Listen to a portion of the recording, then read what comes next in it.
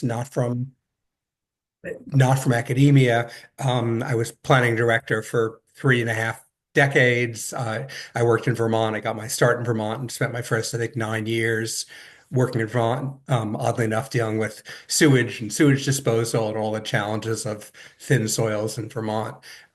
So, I like getting my hands dirty and solving things.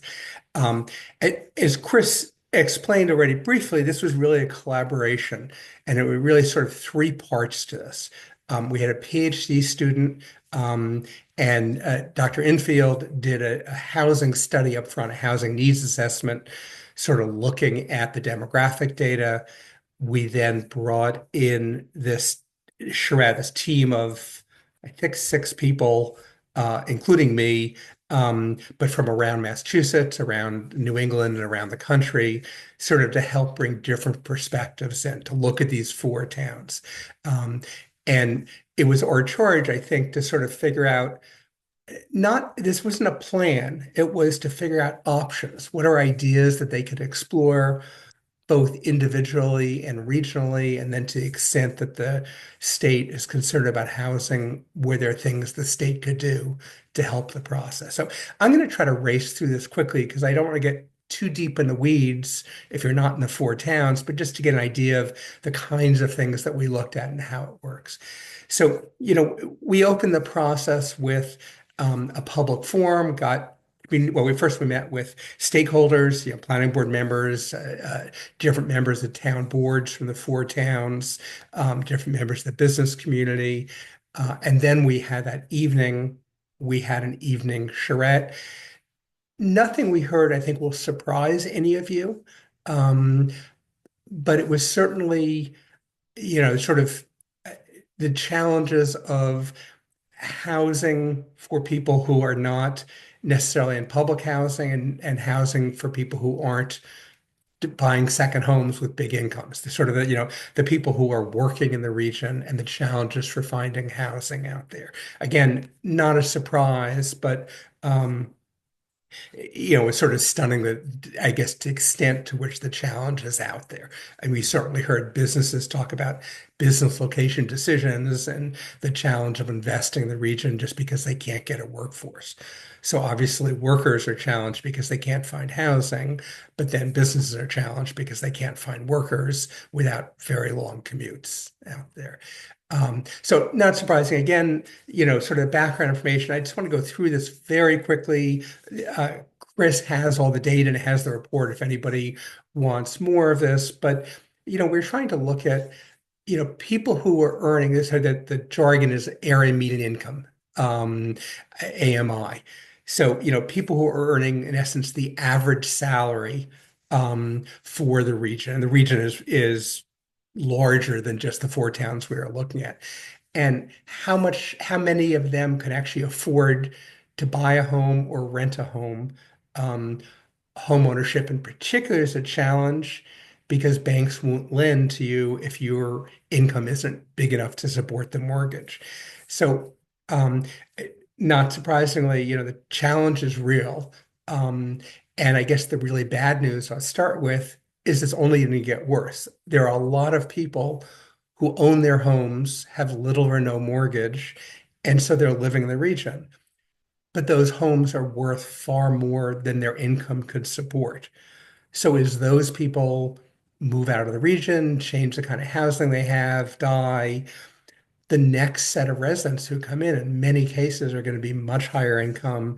Many cases it's going to be Airbnbs and second homes. So this sort of demographic bomb is things are going to get worse before they get better. And so I think that's partially driving our concern, our thinking about opportunities. Um, Again, I'm not going to go through the numbers in great detail, but we're trying to figure out if you were trying to project what's the new housing demand. If the region continues to grow at about 0.8% per year, and then you accommodate either new people moving to the region or trying to get more housing stock to help drive the prices down. So based on that, we're saying sort of 1.8% of new housing units per year would be a good, healthy amount. And then if you sort of think about, I mean, you made some of the towns may think about densifying, but if you do an average of 4 dwelling units per acre, the chart here on the left is just how many new units would need to be created.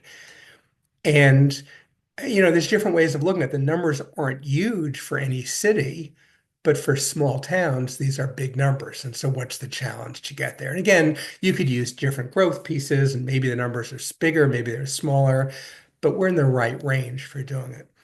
And then part of the assessment I don't have in the slides is there land available for this?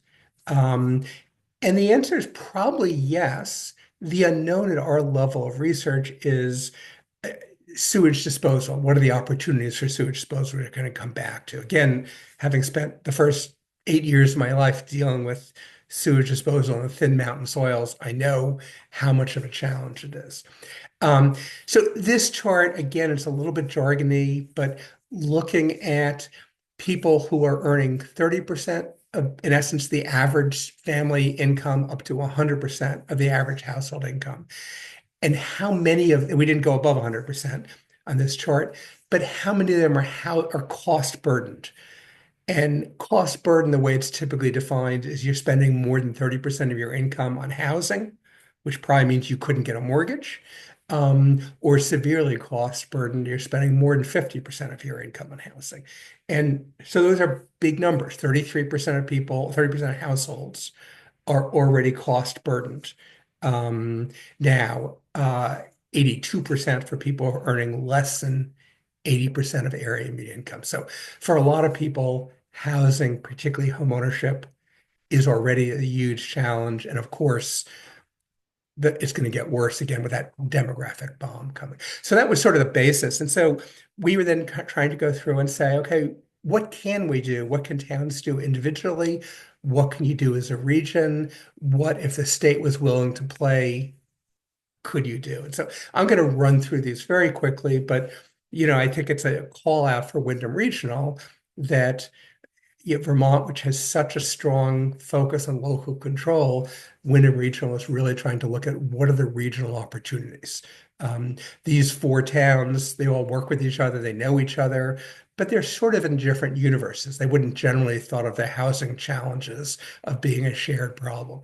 So, having that study of getting the towns together was great. When we asked people the last day in the 4 towns, did this work?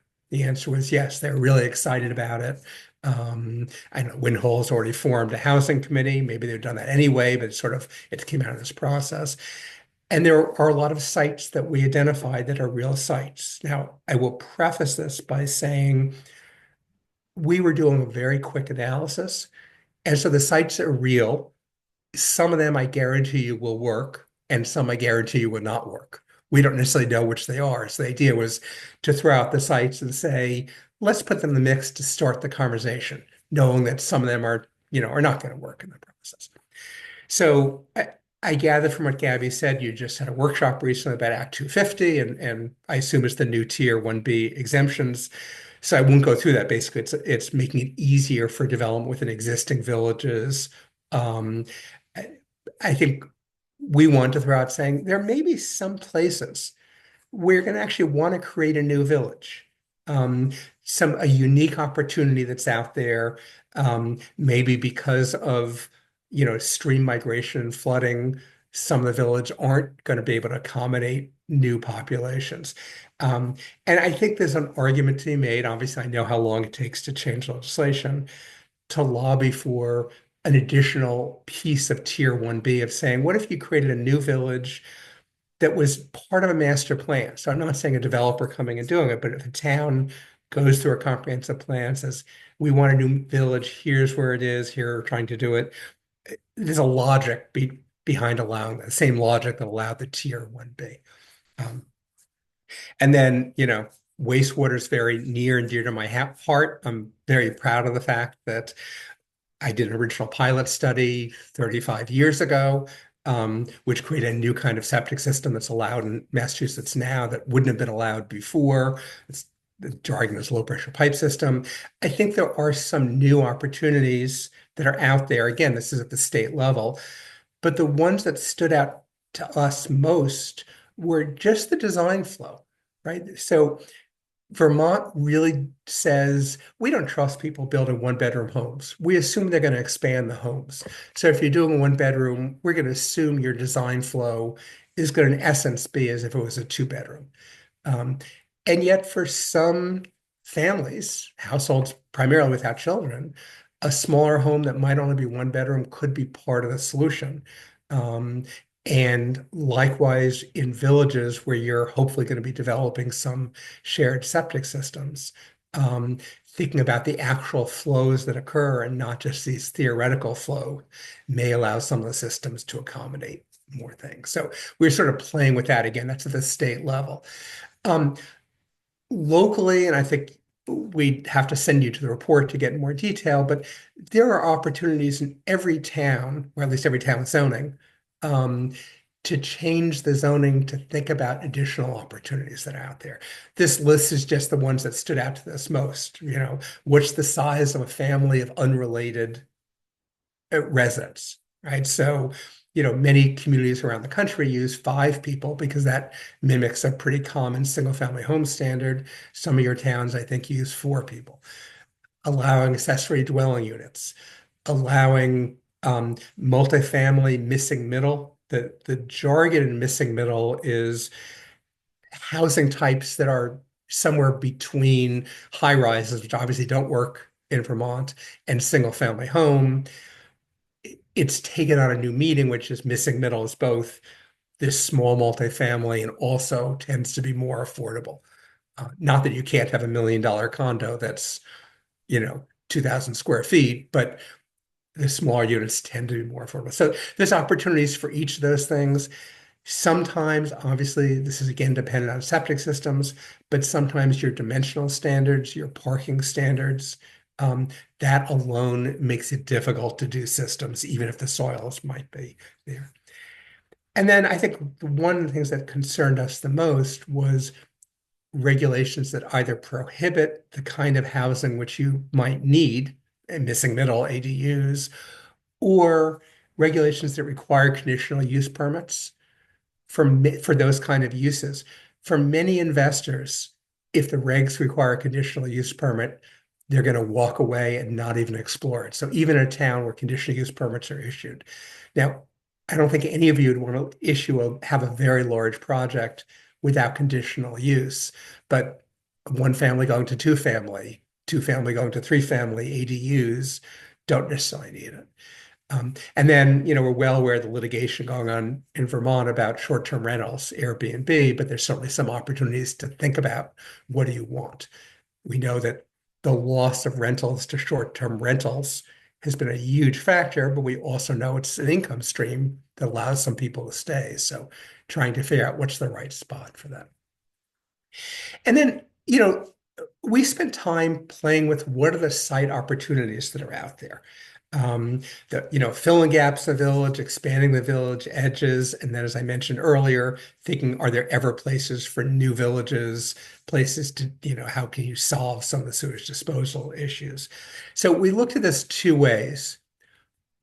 One was just the housing type that are out there, right? So, you know, this area is heavily, but certainly not exclusively single family homes.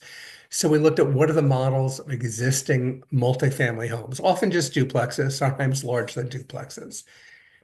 And even though they're a minority of the housing stock, you certainly have them and they fit in.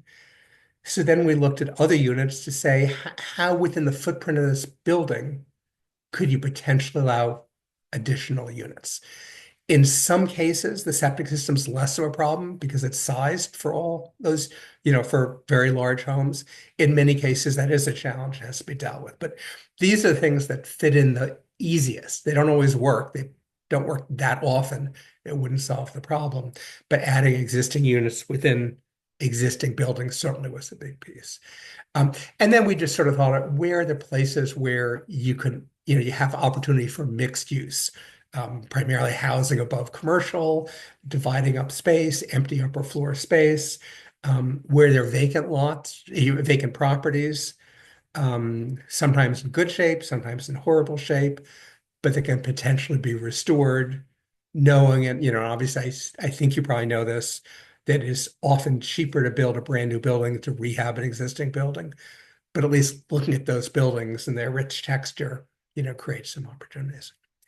And then the last piece, I'm not going to run through this all, but just to give you a sense of this, we did spend time looking at sites in each one of the four towns. These were more sample sites. So I'm just sort of racing through this, but saying, okay, some of these places would work. How to use existing things to fit within the area and put in some additional units that don't change the nature of it. So the Three Mountain Inn site's one of them. You could put more sites into the village school. I know when we were there, it was being a big risk of totally closing down. It was just being used for some limited uses, but it creates a great opportunity that's out there. And how can you think about reusing that site?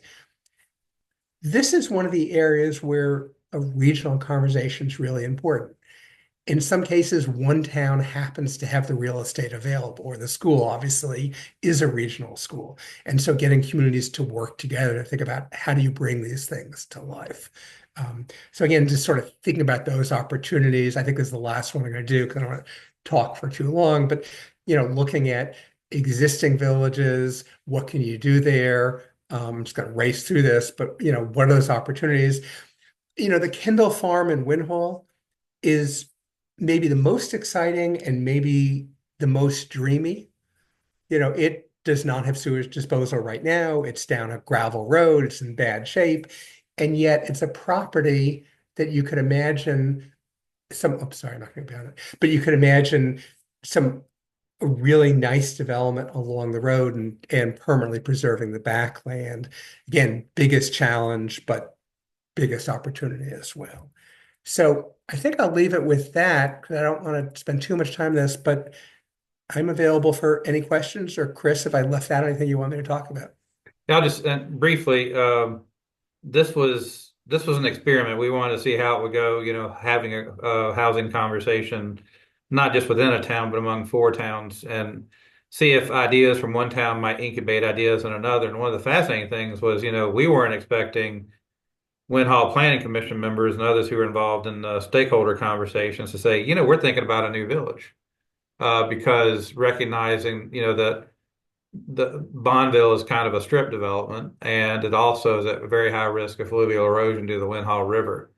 And so that I think also then I won't speak for them, but that I think actually prompted Londonderry to think, maybe we could do more development in the higher ground above the South Village. 'Cause I think they'd always traditionally looked at more the North Village as kind of their commercial center, but recognizing the high ground, I think it just fertilized different ideas. And the other thing that it seemed to do, it as planners, and oftentimes in the planning process, when we do the charrette process, the visualization process, oftentimes we do that'll happen like once you get into the planning phase and then you start doing conceptual designs, just to show how new development or changes in development patterns might lay on the landscape, literally creating a common vision. Not that everybody's bought into, but just help people to kind of have visualize, oh, okay, now I understand what we're talking about.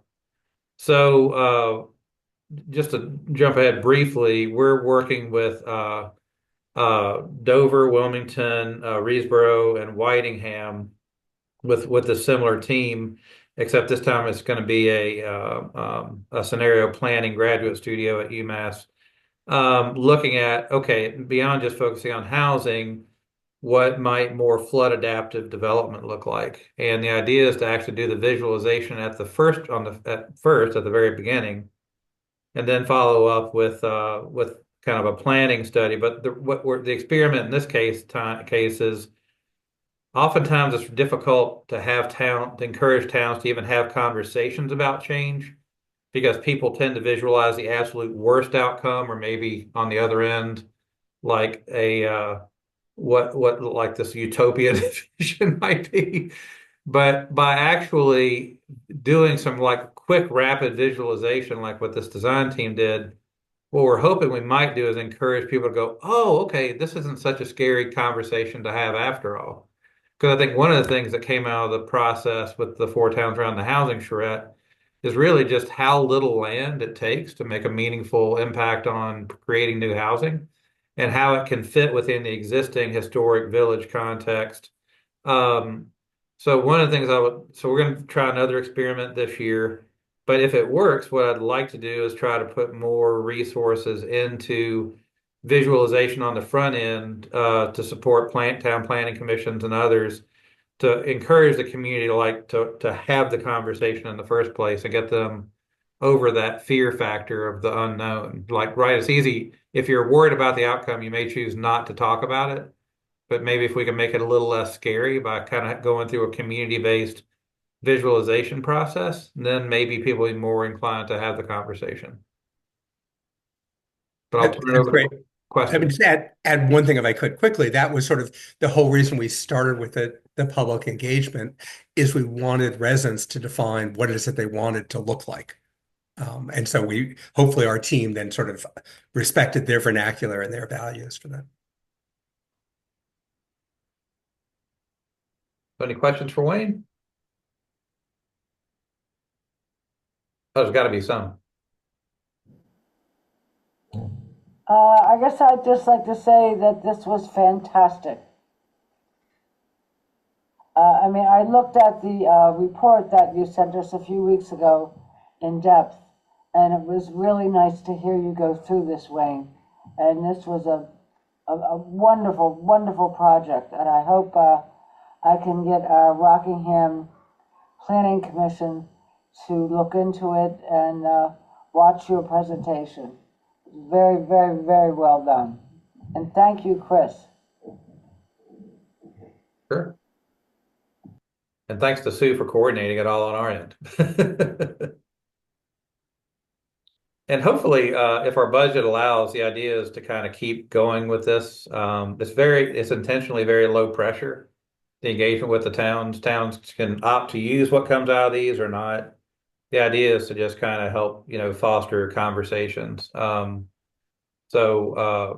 so hopefully we'll be able to kind of keep doing this experiment. I'll be really curious to see how by flood adaptive, what we mean is like work with the towns to show like, okay, where might you redirect direct new development and potentially like make new infrastructure investments to move future development out of flood hazard areas. So that's what we're going to be focusing on in the Deerfield Valley towns. Any other questions about the process or outcome or how people tended to view it? All right, it's a Shaw Bunch group tonight. I always think news is good news. I feel like everyone seems like it was a positive experience. So and we seem to have other towns wanting more. So I think that speaks volumes. And going into it, we weren't at all sure people would think it was going to be a positive experience. So it came out okay. I'll just note one other thing. Oftentimes when we work like with one town, right? The different sides to an issue, typically kind of already have their positions formed and they'll kind of challenge each other. But having multiple towns in a room talking about the same subject, I think it actually, we'd have to do, a survey or some kind of analysis to determine if this was actually the case. But it was my perception, and I don't know about Wayne and Sue, but it was my perception that it actually helped kind of subdue the almost kind of automatic conflict or kind of reflexive conflict. I don't think it's just because people were on their better behavior because there were other people in the room, but I really do think it kind of helped break down some communication barriers and just enabled people to kind of think about with it, seeing what they were talking about for Jamaica and when, the different towns, just kind of helped them look at things differently within their own towns. Wayne, how if you or Sue would agree with that or not, but that was my perception. Maybe I may be wearing rose-colored glasses, but that seemed to be the case. No, I think you're right. I mean, I think it sort of is easier because, I mean, this may be an easy issue because everyone perceives there's a problem out there, but it's probably easier. No one town thinks, oh, we're trying to solve this and our neighbors aren't. They could listen to each other and respect that they all understood the problem and all wanted to do something. Not Yeah, be I afraid of agree. going alone. What, Art, you said something? And not being afraid of going alone, that they're the only ones doing something. Yeah. Absolutely. I think it also helped to have to see the other options in various towns too, and to see, just multiple ways that this kind of development could help our communities. All right. Well, Gabby, do you want to close out this segment of the agenda, or you? I think so. I think with that, I will thank Wayne and thanks for being here tonight and looking forward to continued partnerships. Thank you for having me. Thanks, Good evening. Wayne. Take care. All right, so we'll move on to the next part of the agenda, and then unfortunately, as I've been counting towns, people have been coming and going, and we had a forum, but not all at the same time. So thanks everyone for coming and for making the effort for when they can come. I do appreciate that. We are very close tonight. So we're just going to walk through the rest of the agenda here.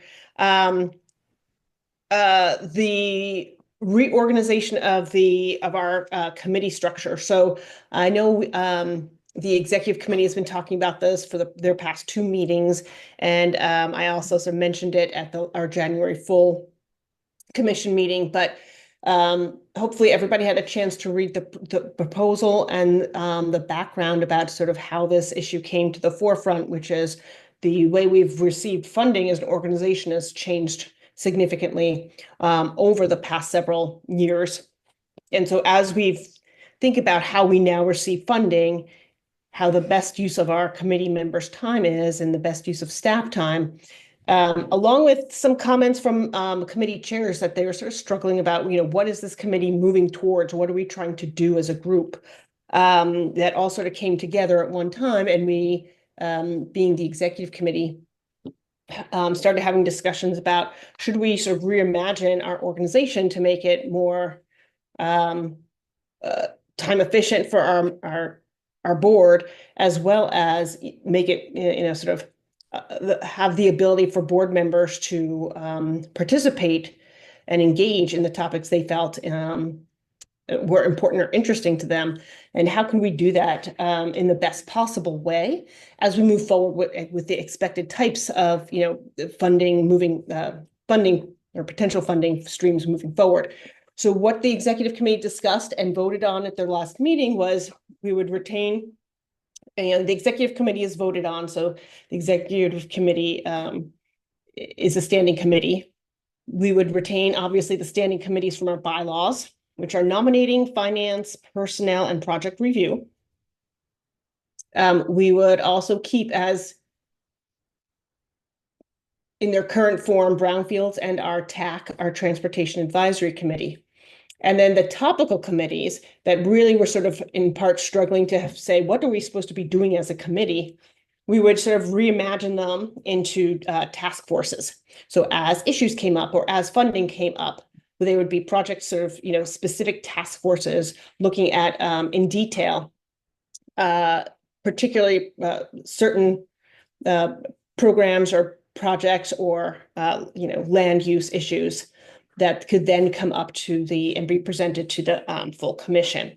So the Community Development Committee, the Energy Committee, the Emergency Planning Committee, Natural Resources and Planning Coordination would all be sort of reimagined as task forces on an as-needed basis, rather than having committees meet and sort of not really, know what their task or their purpose was, or have a particular deliverable or decision to make.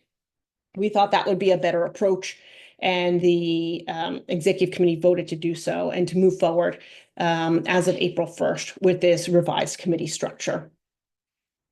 Does anyone have any questions about that? Yep, Stanley?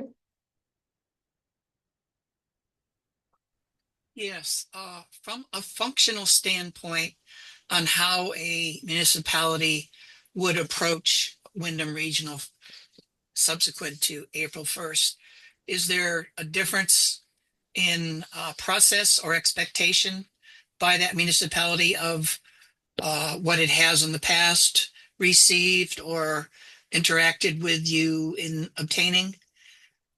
Not in the least. Same Okay. process, same interactions with staff, same everything. It's just that we're sort of going to try to make the committees more pointed and make sure the committees have decisions to make. Okay, thank you. Mm-hmm.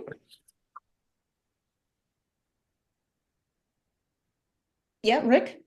Will this make our staff time more efficient? I mean, do we feel this will help productivity at Wyndham Regional Commission? I personally do, and Chris can speak to that more directly, but just, having a standing meeting, have to have a plan for a standing meeting, talk to the chair. What are we going to discuss? Should we just meet to get together to have an informational meeting? I think that, all that work takes staff time. And so I think it'll be more efficient. Personally, I think, and I also think from a commissioner standpoint, going to a meeting that you have no votes. And it being, there's always a point to sometimes an informational meeting, like for example, tonight.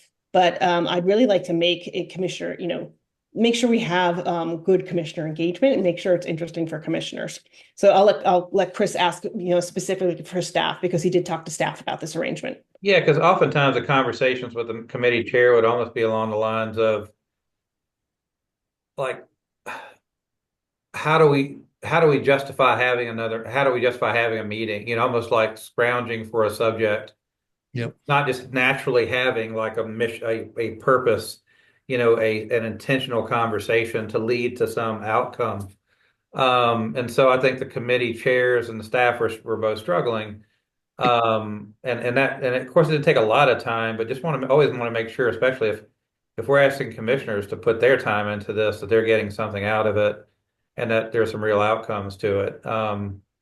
And so hopefully this will free up that space. The other thing too is this again, this doesn't free up a huge amount of time, but it could make a difference in that this would free us up and have more staff time to do more like region-wide engagement, whether it's webinars or other things, to host more meetings on important topics or education or outreach, right? So,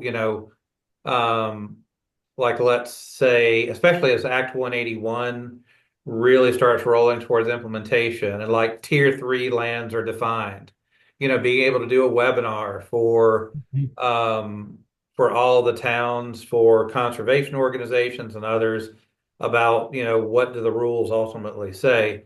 And this is just a hypothetical, but then maybe we create a small committee among commissioners to kind of advise, okay, this is what the new tier 3 kind of resource land designation means for the regional plan, and in the next regional plan update, this is what we would advise the commission to do, and you bring that to the full commission. But that's the kind of structure that we're thinking about. The other issue too, that this isn't a staff issue, but Gabby, if you don't mind me just talking just from my perspective on a commissioner issue, is it's been challenging, I think, to recruit commissioners to serve on the executive board.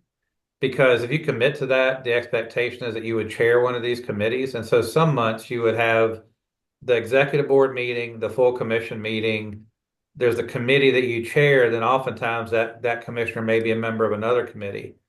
And so you're talking, 4, 5, 6 hours in a month, more than what some select board members would put into their town in a given month. As far as just meetings, not the work, but so I think hopefully this will help with more leadership recruitment too, because it'll be more manageable time expectations. Thanks. Those are great explanations. I appreciate it. Makes great sense.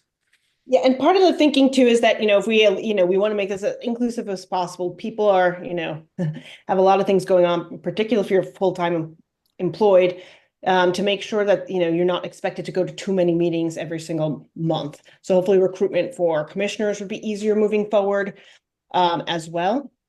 And then, we're having some difficulty with our standing committees. We have very few people who want to be on, for example, nominating committee or finance committee. So hopefully having fewer committees, which is more consistent with what other regional planning commissions do, will sort of drive people to those, sort of what I call sort of functional, like sort of, standing committees that will make our organization stronger and more resilient moving forward. Great. Do you think that this would also allow better utilization of the commission to help disseminate accurate information? As we're all deluged by all kinds of information these days because of the changes going on. I think it's very important to be able to have some means of communicating something that's accurate about what's going on, with, and especially in the funding areas, of course. Just a question: do you think this would help this new arrangement? I don't know that it touches. I mean, I would say we're trying to do that normally, so I don't know that this is going to specifically impact that specific area.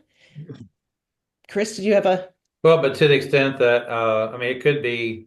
I am not forecasting this. I'm not seeing this on the radar yet, but it could be that we have to have some. This would be more in the realm of the. We may have to have more conversations about with and among towns how to do more with without any reliance or assumption about any federal funding coming to them.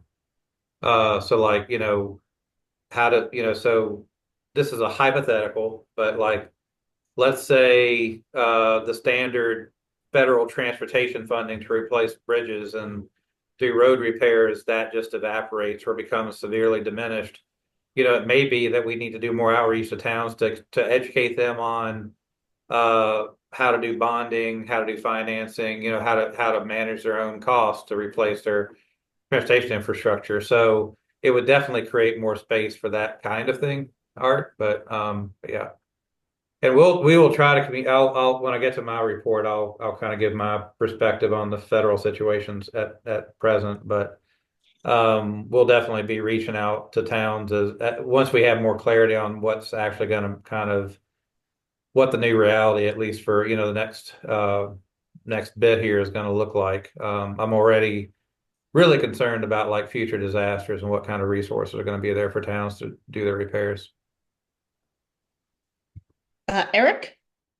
Yeah, I'd like to launch off from one of your comments relative to the frustration of, with the exception of project review committee and probably your executive committee, a person's participation does not come with any actionable voting choices, so to speak.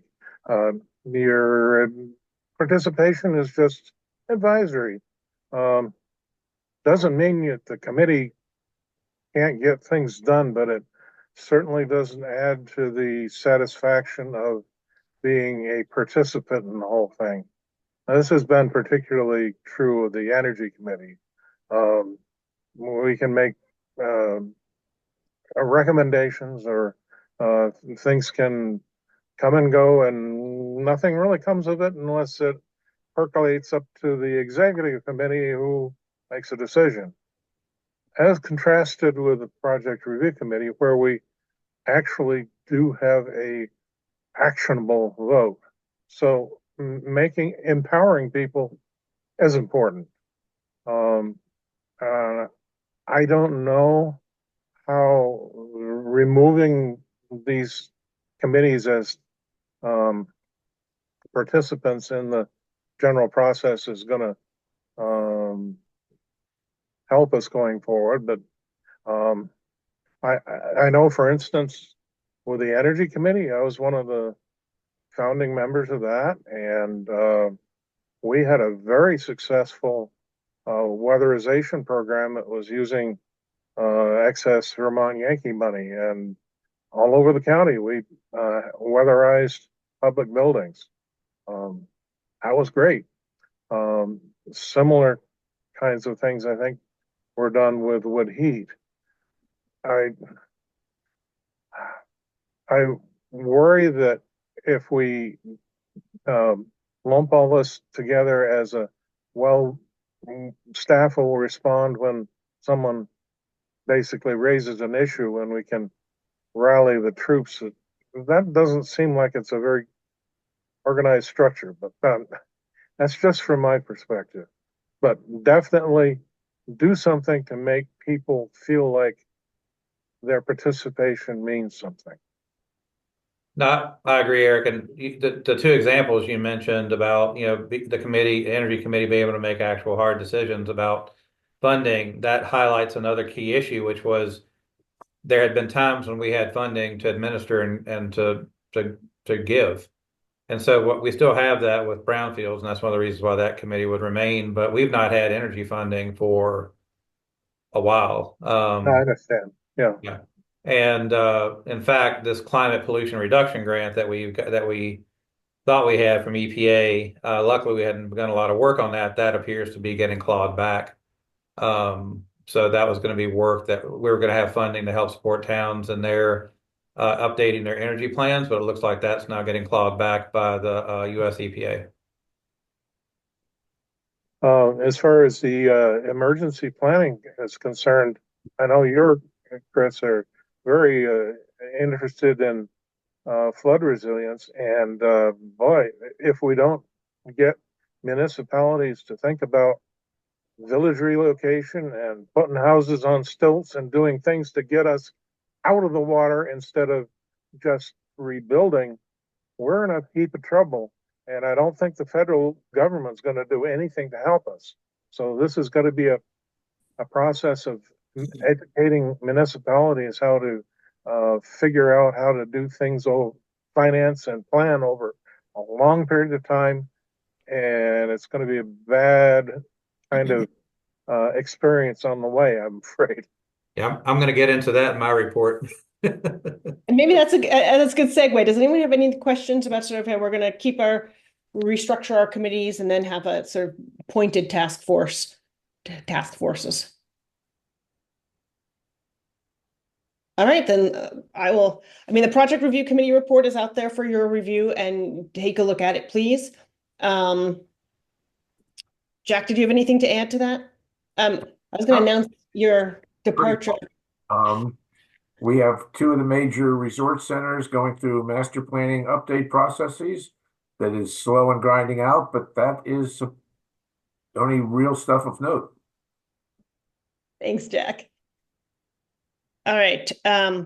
Since we don't really have to stick to the agenda with that, I'm going to actually move my chair's report, and then because that sort of wound into sort of what I wanted to announce, that make sure everybody knew that this was Jack's last meeting. He is retiring from the commission after, I don't know, Jack, I don't want to age you, 23 years?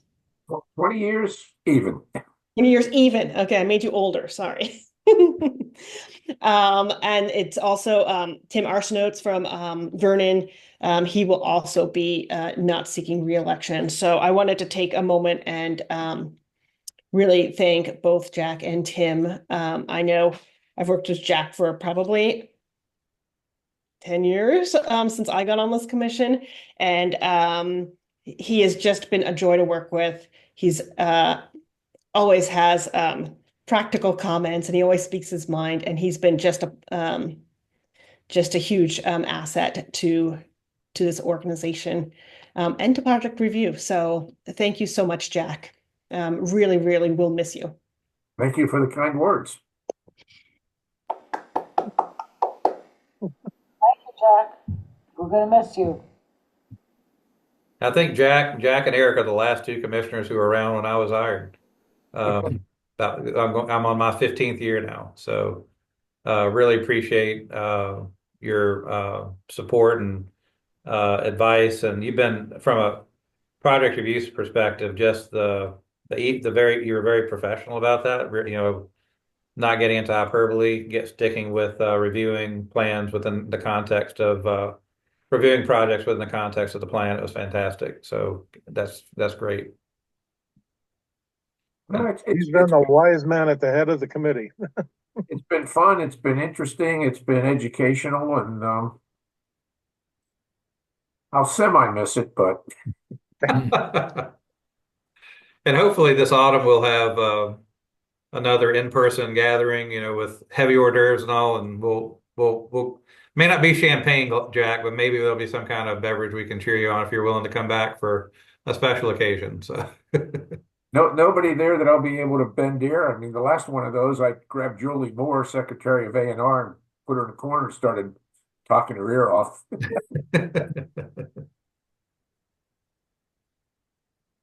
All thank right. you. Thank you so much, Jack. I wanted to make sure we made that announcement to everyone. I know you'll miss not having anything to do on Tuesday nights. Well, the year is college basketball on Tuesday night, so that's my real priority. All right, and with that, I'll turn this over to Chris to talk about his executive director's report. Yeah, so I'll right now, I mentioned at the last meeting, we didn't know what was going to happen. We'd just gone through all of us, everybody in the country had gone through the suspension of payment, all federal payments and grants. But now it's becoming more clear. We still don't know exactly how everything's going to shake out. But some areas of particular concern of mine about what we're seeing at the federal level. The FEMA program, the Building Resilient Infrastructure and Communities Grant Program that provides hazard mitigation funding. Most of our funding that the state gets for hazard mitigation, the vast majority of it actually comes in the wake of a disaster. But there is standard kind of more formula funding that we get during during peacetime that also supports mitigation. By all reports internal to the agency, that program has effectively been gutted of its staff. Now, that means that it's going to be difficult for them to put RFPs out for funding, to review and approve grants, if they don't have the staff to do it. And almost more greater concern is the Community Development Block Grant Disaster Recovery Staff. This is funding that comes after disaster through HUD. It's really important money because when Community Development Block Grant Disaster Recovery money comes to a state, once it arrives, it can actually be used as non-federal match for other grants. And this is a large amounts of money that can actually be used to like rebuild homes, rebuild infrastructure. Whereas the FEMA aid, especially at the individual and business level, can kind of serve as a patch to get people through. The HUD money can really help. It's many, many more millions of dollars. That staff has been reduced at HUD by 87%. So not sure what that's going to mean for the future. I'm personally going to keep a close eye on what happens in Kentucky after their flooding a week or two ago, because that's the most recent major federal disaster declaration. I'll be really curious to see how that declaration goes, how they deploy FEMA staff. There have been a lot of FEMA staff who've already been terminated. So we'll see what that means as far as like public assistance, individual assistance, and the disasters that have already been declared and future disasters. But my advice for towns right now is you really need to probably be planning on having to foot more of the bill to especially on the public infrastructure side of things, to repair your infrastructure and like for hazard mitigation planning, being able to do more of your own investment and hazard mitigation implementation. The other thing I'm concerned about is typically towns have traditionally been able to rely on funds from FEMA, grants from FEMA to do their local hazard mitigation plan updates. If you read Project 2025, they talk about phasing out funding for local emergency preparedness and hazard mitigation. And I think at some point and I'm just saying this objectively, this is not a political statement. At some point, you have to look at that document to at least get some idea about what's in the works, because they do seem to be following that pretty closely. So other funding, our transportation planning initiative funding, just the funding that just helps us with our standard transportation planning. I'm not seeing that as necessarily being at risk, but really just don't know. our emergency management planning grant funding that supports our emergency planning support for towns. That was already cut 10% across the board to all states last year, resulted in a 20% cut for us, 30% cuts for other RPCs. I'll be very curious to see if that funding continues. There are other grant programs that we kind of rely on. Not brownfields is probably okay because that really is focused on revitalizing, doing site assessments and redeveloping properties for economic benefit. So I don't know that we're going to have many direct impacts to our budget but the other big picture that I think we all just need to keep an eye on, and we may not see it this year, but as less funding comes into the state, is the legislature then going to have to cut, more standard funding that they would normally provide for necessary work. So we'll just have to see what the ripple effect is across the state budget as things kind of manifest themselves. So right now, unclear what the impact's going to be for us. I don't necessarily see, a dropping off of a sharp cliff. But definitely at the municipal level, you should probably just start thinking about putting more money aside for your own needs, especially in the wake of a disaster, but also probably start thinking about being less reliant on grants to do things that you need to do. So we may need to do more work with towns to educate, just because you get elected to a select board, doesn't necessarily mean that you've been vested with understanding about bonding and public finance and other things like that. But we may just have to work with towns on, capital improvement planning, capital improvement budgeting, capital improvement financing.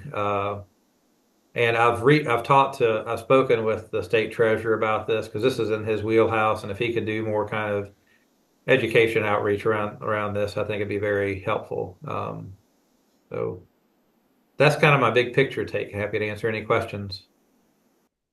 Yeah, Eric? Oh, you're muted.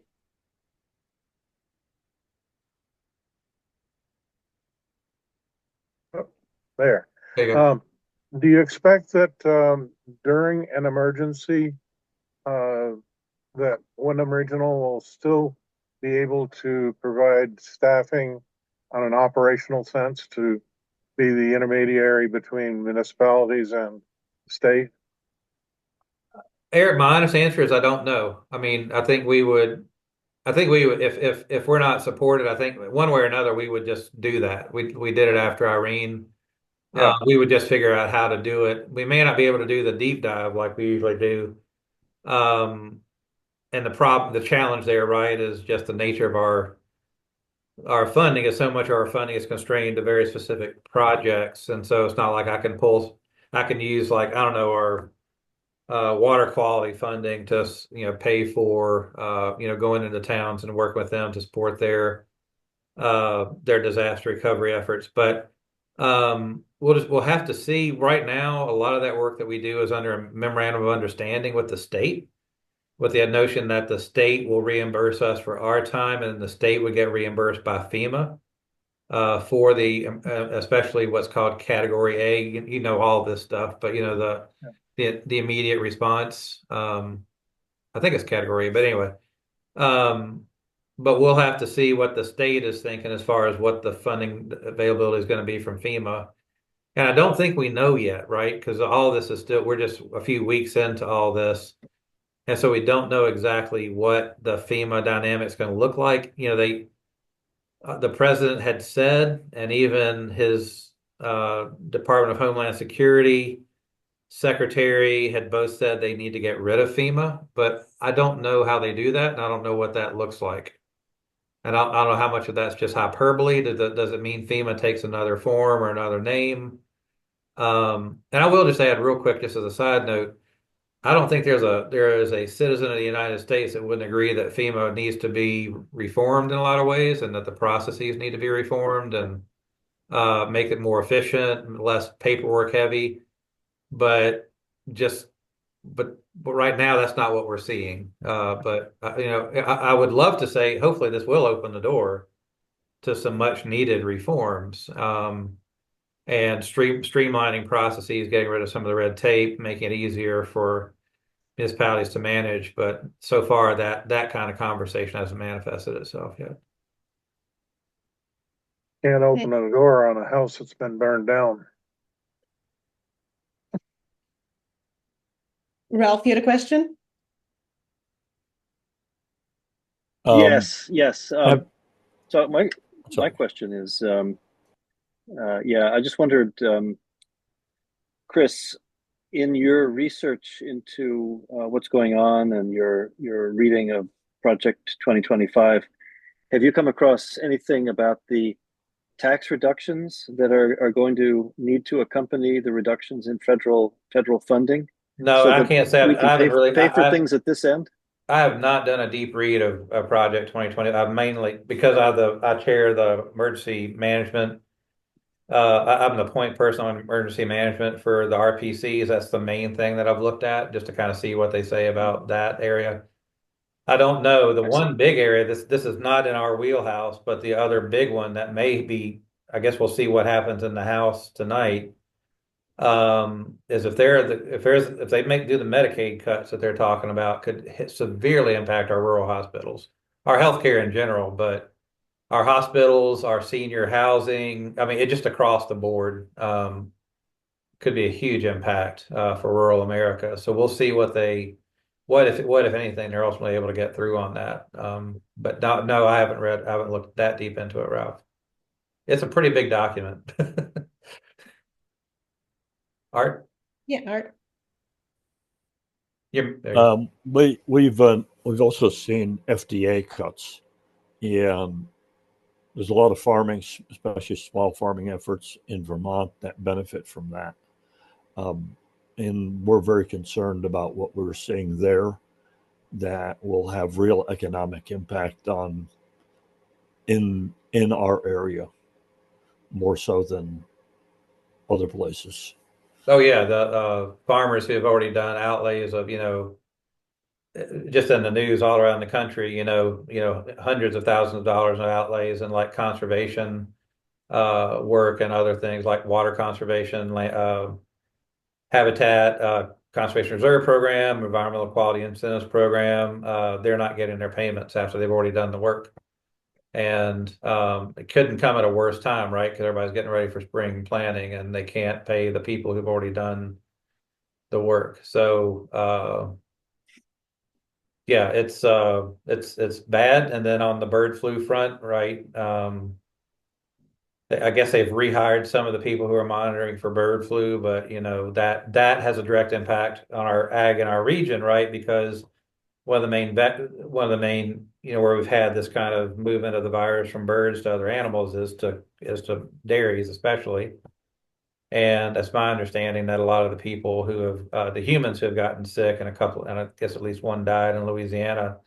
I think most of them have worked on dairies. So it's a risk. That's again not kind of really in our wheelhouse, but big picture, there's just a lot of impacts that I don't think we quite know what's going to happen. And then like U.S. Forest Service, I've seen the National Park Service terminations. I have not seen a list of U.S. Forest Service terminations by national forests. I don't know how many people have been lost at Green Mountain National Forest, but there's a rural news publication that I follow called the Daily Yonder. It's really good reporting.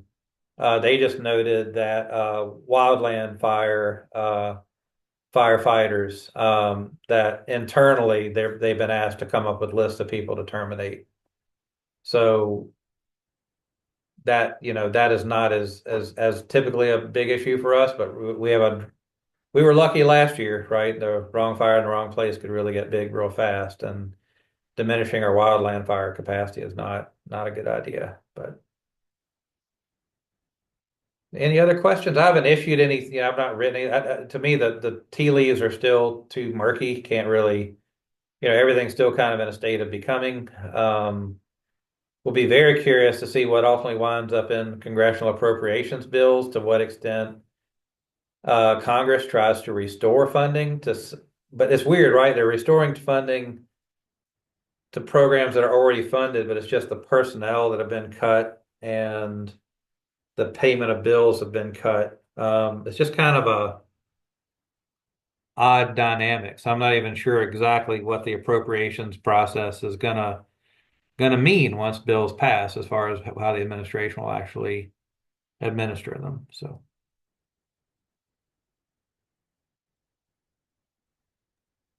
But on the upside, sugaring season is starting, and that's good. What you just said, Chris, goes back to what I said earlier about, I think a function, I mean, certainly we're sitting here listening to you, that you're keeping your eye on the road, and that we need intelligent information to make intelligent decisions. Yeah, no, I agree, and hopefully we'll have more clarity of information to actually be able to share. I'm afraid we're at the beginning of all this, not the end. So we'll have to see what actually happens. Not even all the secretaries, right? Not even all the appointees have been put in office.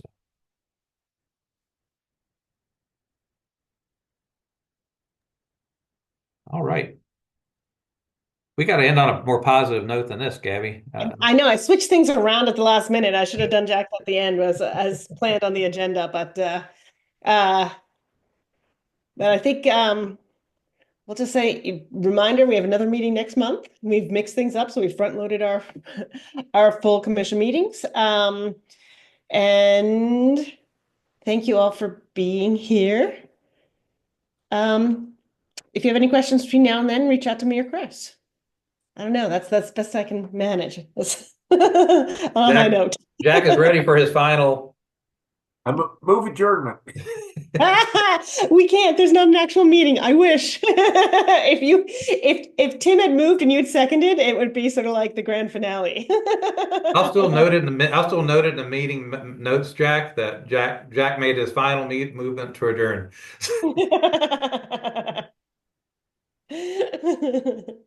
I like how you buck procedure.